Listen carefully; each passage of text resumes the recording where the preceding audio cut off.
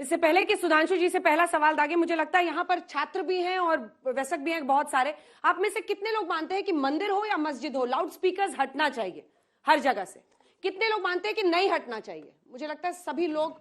क्या कोई ऐसा भी है जो मानता है कि लाउड स्पीकर नहीं हटना चाहिए? सब मानते हैं कि लाउड स्पीकर हटना चाहिए। लेकिन सवाल ये बीजेपी पर उठता है कि आपकी नजरों में मुसलमान देश के खटकते हैं, जो आपने उमर अब्दुल्ला साहब की बात सुनी, इसीलिए उनको टारगेट करने के लिए अभी तक तो आप लाउड स्पीकर नहीं हटा रहे थे।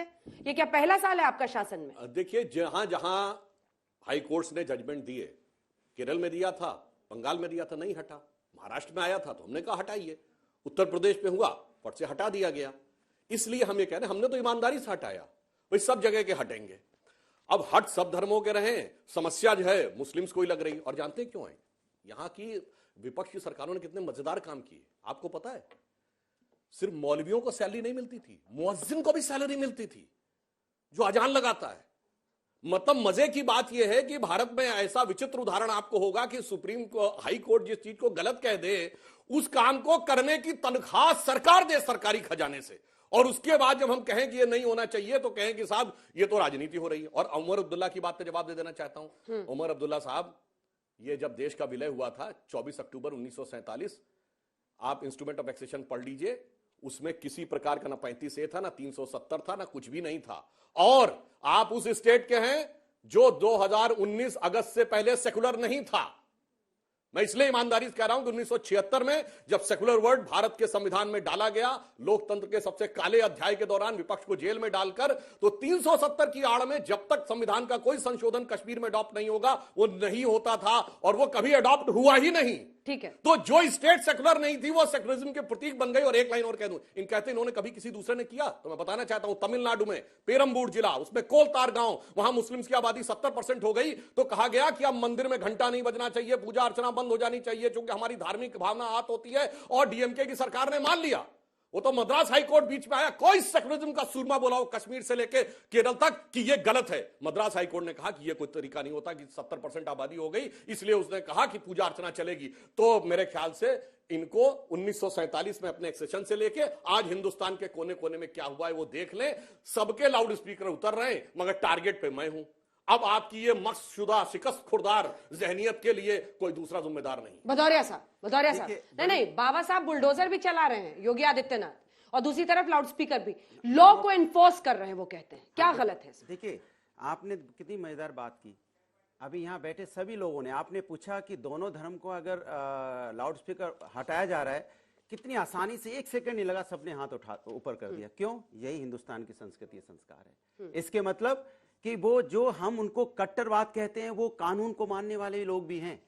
हमारे हिंदुस्तान में तभी किसी बात का गफड़ा झगड़ा तभी होता है जब एक आदमी कानून को मानता है, दूसरा आदमी नहीं मानता है, या हम प्रवोक करते हैं मनवाने के लिए। ये भारतीय जनता पार्टी क्या करती है, ये जानबूझ के उस इलाकों में जाके बदमाशियां क्या करती थी, तो वहां पे किसी प्रकार का विवाद पैदा होता था। जब विवाद पैदा होता था तो ये हल्ला मचाने लगते थे, देखिए विवाद पैदा हो रहा है। क्योंकि उत्तर प्रदेश के अंदर में जब चुनाव आएगा तब देखना इनकी भाषा क्या होगी। तब अली बजरंग, मेरी बात को, तब ये अली बजरंगबली बोलेंगे, तब ये शमशान घाट और कब्रिस्तान बोलेंगे, तब इनकी आवाज बदलने जाएगी, तब आजान में और भजन में अंतर समझाने लगेंगे लोगों को। अभी कहां पे चुनाव है, क्यों बोल रहे हैं? नहीं, मैं बता रहा हूं ना, अभी मध्य प्रदेश में देखिए हल्ला मचा रहे हैं। एमसीडी का चुनाव दिल्ली में इन्होंने देखो किस तरह से जहांगीरपुरी कराया।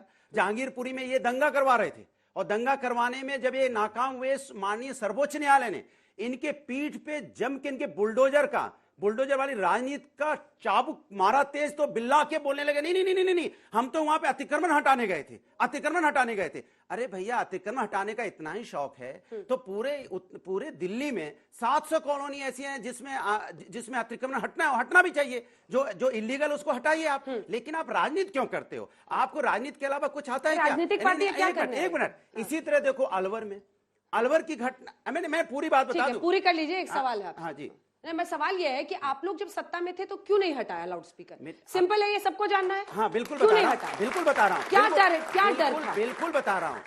समय समय पे राजनीति बदलती है, समय समय पे कानून बदलते हैं, समय समय पे जब समाज के अंदर में किसी चीज की आवाज उठती है, उसका निदान किया जाता है, उसको खत्म किया जाता है। आपने, अगर हम ये बोलने लग जाएं कि उत्तर प्रदेश में सबसे पहले एक्सप्रेस वे हमने बनाया, उसके पहले एक्सप्रेस वे नहीं बना, इन्होंने तो नहीं बनाया कभी भी, सरकार इनकी भी रही, एक्सप्रेस वे सबसे पहले तो हम नहीं बनाया।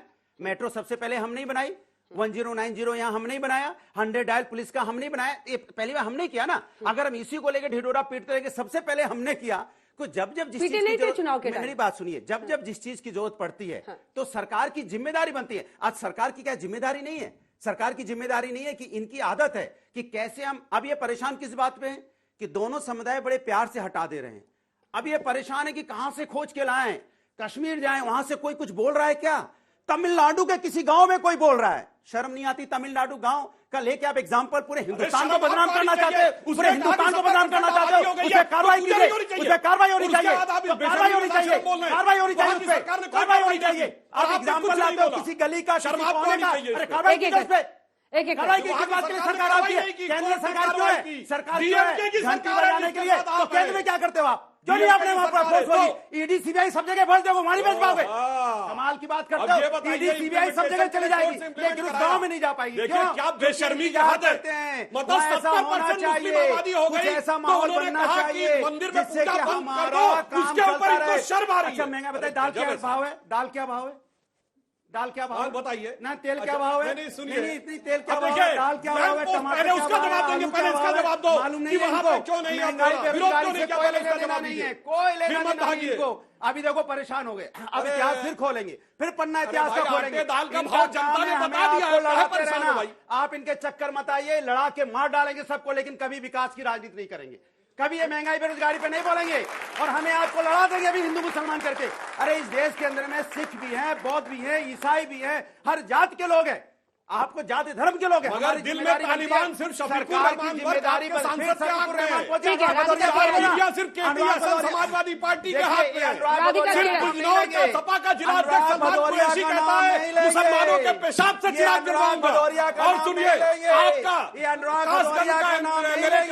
भदौरिया जे के करके, भदौरिया जे के करके भदौरिया का नाम दोनों लखनऊ के धुरंधर आए हैं स्टेज पर आज। चलिए राधिका भदौरिया का नाम ले लेंगे तो सांस कपने लगती है इनकी। तो हिंदू का नाम कैसे ले लिया? इनका काम है लड़ाना, और भाइयों लड़ो मत, ये लड़ा के मार डालेंगे, और आपको यहाँ पेट्रोल एक दिन खरीदनी पड़ेगी 200 रुपए, आत्महत्या करनी पड़ेगी महंगाई बेरोजगारी से, बच्चे बेरोजगार होकर बूढ़े हो जाएंगे, लेकिन इनके सेहत पे कोई फर्क नहीं